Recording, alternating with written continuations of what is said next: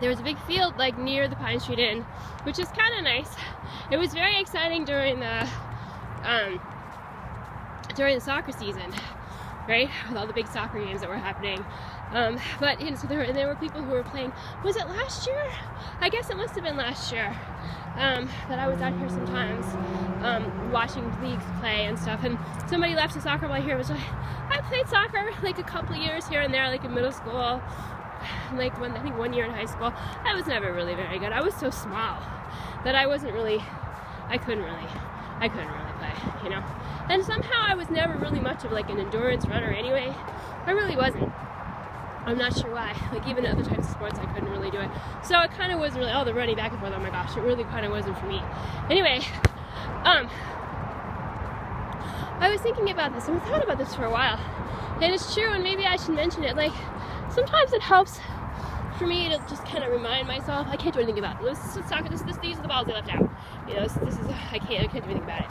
But anyway, and my battery's running low on my camera, so I thought I would just kind of, you know, film this particular video while I'm out here kind of with these, kicking this ball around, because someone left it here, I might as well. But anyway, sometimes it's nice to kind of remind myself that the way that I'm living is a choice that I've made, you know? I mean, it's a very unhappy way to live.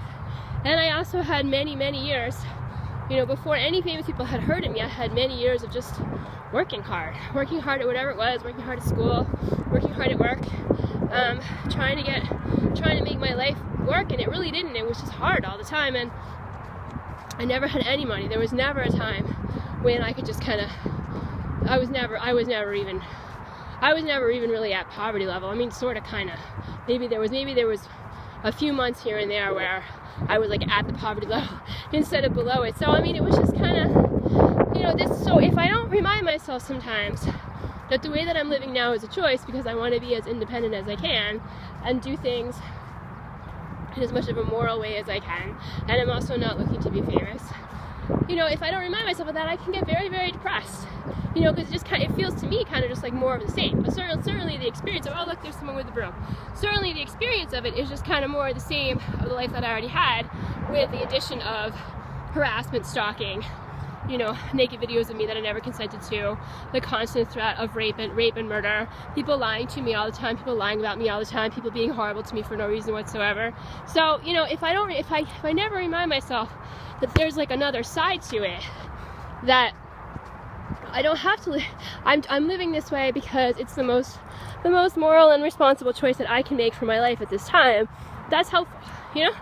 And it kind of can take various forms, reminding myself of that. Like, I can sometimes just question of, you know, looking people up online and thinking, I could be dating that millionaire celebrity if my standards were lower.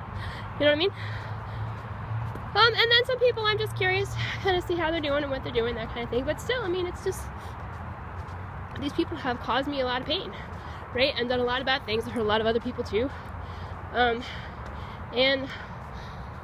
I've made the best choices I can make at the time, you know, and continue to do that. And sometimes they're good choices and sometimes they're not so good. But I try to, like, kind of stay on a baseline of doing what I think I ought to do, you know?